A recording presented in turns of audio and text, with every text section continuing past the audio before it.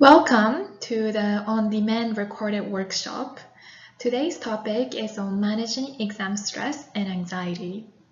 My name is Shasha. I'm a counselor at Columbia College, and I hope that wherever you're watching this from, you're staying safe and well. So let's get started. Okay, so I'm going to start this workshop by asking you a kind of funny question. So here is a glass of water that I'm holding, and I want you to take a wild guess on how heavy this glass of water is.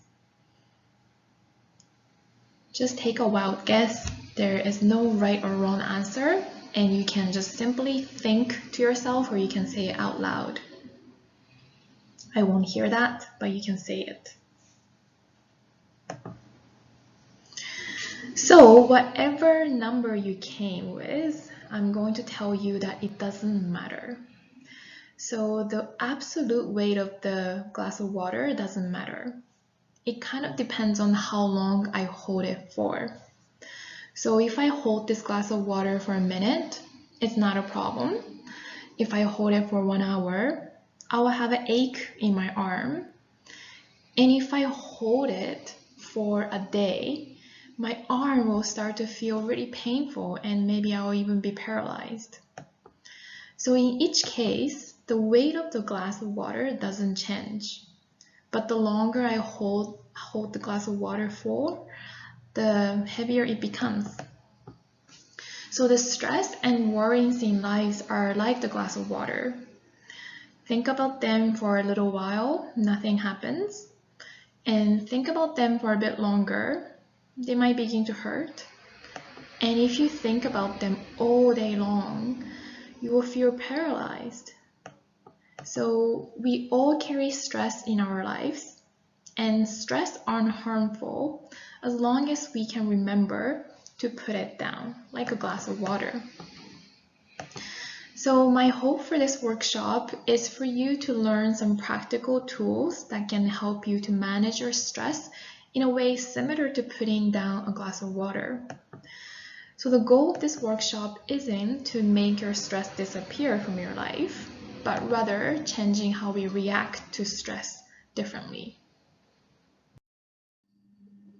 Let's begin by talking about anxiety. Anxiety is a natural response that has been in making for millions of years. Our ancestors during the caveman period survived by constantly looking for potential dangers in their environment. And therefore, our brain is wired to search for things going wrong around our surroundings to protect ourselves. But today, it's not the bear that threatens our survival, but it's our brain's interpretation of the events. So as an example, say that we are stuck in the traffic in the morning and we're late to write our final exam. That's worth 50% of the entire grade. Our brain perceives this event as a life-threatening event. And this false perception starts to kick a system called automatic fight or flight response in our body. The automatic fight or flight response can include feelings like dizziness, heart pounding fast, tension, jaw clenching, dry mouth, digestive issues, tightness in the throat and chest, butterfly in the stomach, or difficulty breathing. And this automatic fight or flight response is helpful if you're actually trying to escape a bear chasing us, but not so much while we're stuck in a car thinking about our final exam. So our body cannot sustain this tension long term either. So it's essential to learn ways of engaging in the body's natural relaxation response. Now, let's do our first activity together. The activity is called The Stress Wave is Coming. So for this activity, I'm going to ask you to get a piece of paper and a pen. So you can pause the video to go get that for yourself. Okay, so once you have a pen and paper, I want you to make a list of all the current stressors in life that's causing you anxiety, worry, or pressure. So the list can include situations, people, fears, or thoughts. Again, you can pause the video and take your time in listing out all the anxiety and worries and pressure for you. So once you have a list of those stressors, I want you to do something kind of just fun. I want you to draw waves for each of the stressors that you have listed.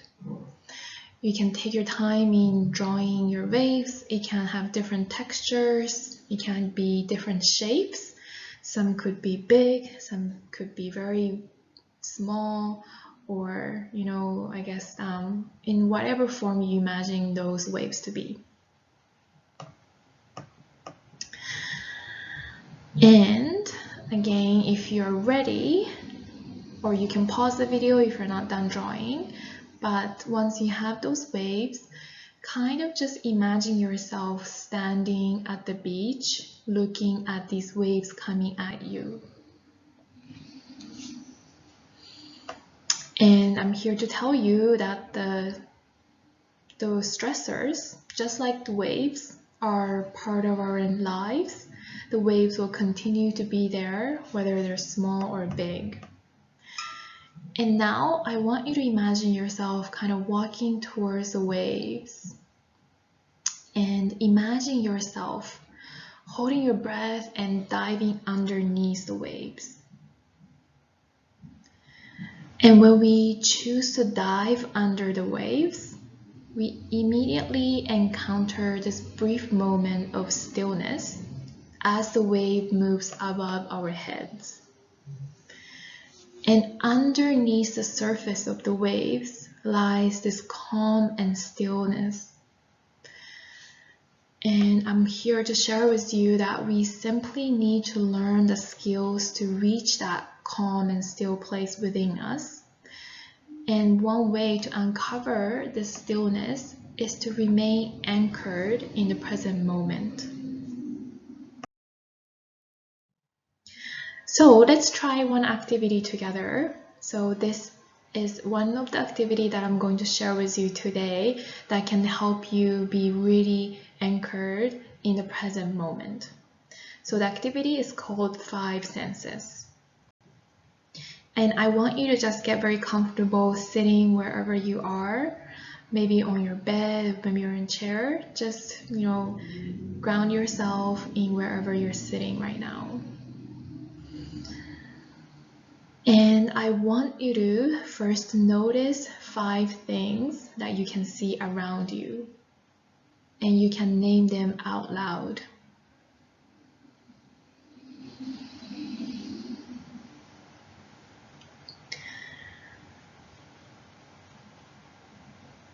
And again, you can pause the video if you need more time.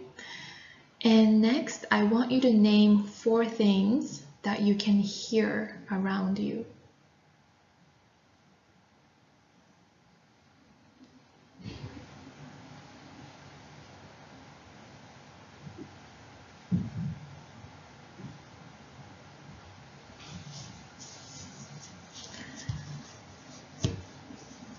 And next, I want you to name 3 things that you can touch.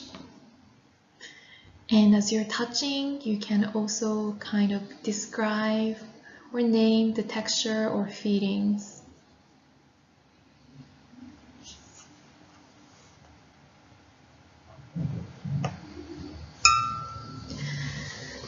And next, I want you to name 2 things that you can smell. It doesn't necessarily have to be a pleasant smell, but whatever you can smell, just name it.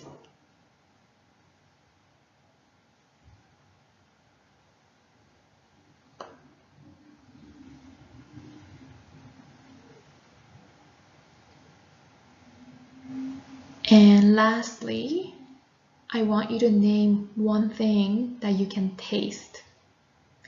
If you have a drink around you, you can go ahead and sip that, or you can simply just swallow your saliva and name whatever taste is in your mouth.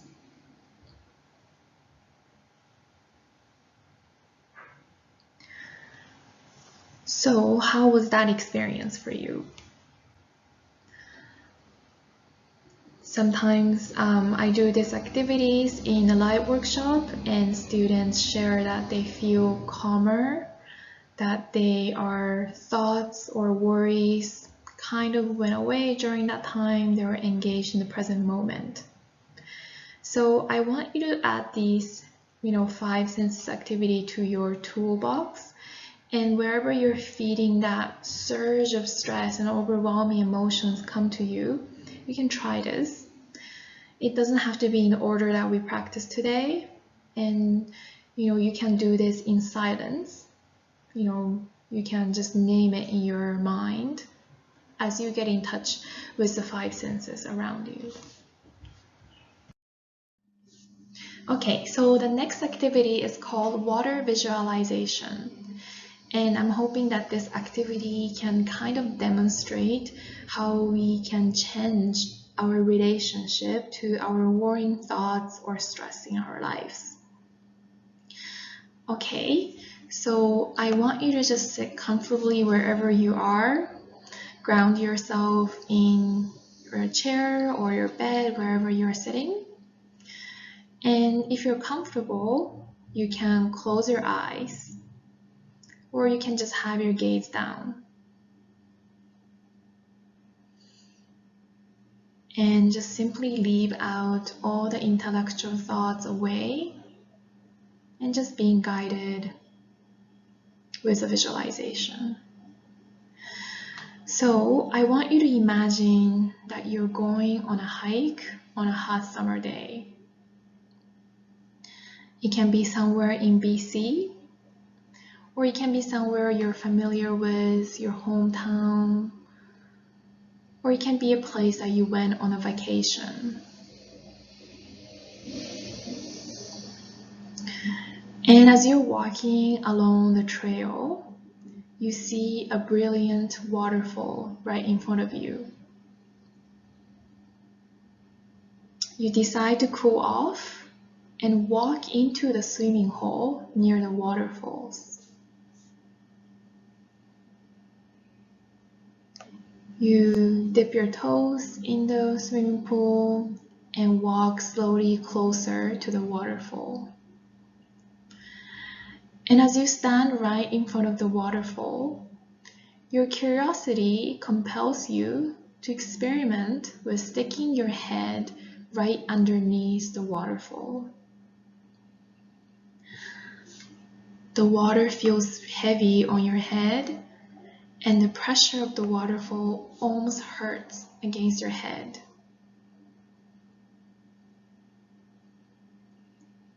And you decide to take a step back. So the pressure of the water immediately releases from your head. And you stand right behind the waterfall. And now just simply watching the waterfall as it flows right in front of you continuously. And in this moment, I just want you to notice the difference between experiencing the waterfall underneath it versus standing right beside it, just observing the waterfalls.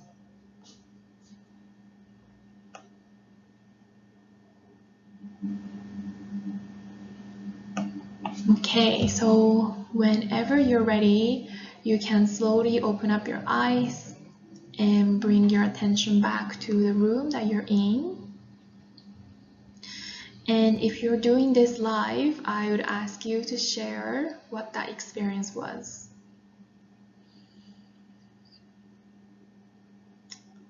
Yeah, so the visualization is to kind of help you imagine our worrying thoughts as the waterfall. When we are sticking our heads into the waterfall, as we felt the pressure against our heads, And this sticking our heads into a waterfall is similar to the experience of us analyzing and ruminating on our thoughts when we are worried and anxious. But I want to share that we have the ability and choice to step behind the waterfall, or more importantly, our thoughts, and simply be the observer of our thoughts. So the difference between being in our thoughts or observing our thoughts. And it's this choice to step back and be the observer which help us to release stress and anxiety. And this might be a completely new thoughts for you, and you don't have to be using this activity for all of your thoughts. But I encourage you the next time you get caught up in analyzing thoughts or competitive, consistent worrying thoughts that's coming to you, just kind of step back and notice you having these thoughts. Just observe that thoughts. The last activity I have for this recorded workshop is called the daily gratitude. So again, I would like to ask you to grab a piece of paper and a pen. And when you have that ready, I would like you to ask to write down 3 things that went well for you today. The thing that went well, it doesn't have to be anything earth-shattering big. It can be as small as I have a hot cup of tea I can drink in the morning, or I asked a question in class.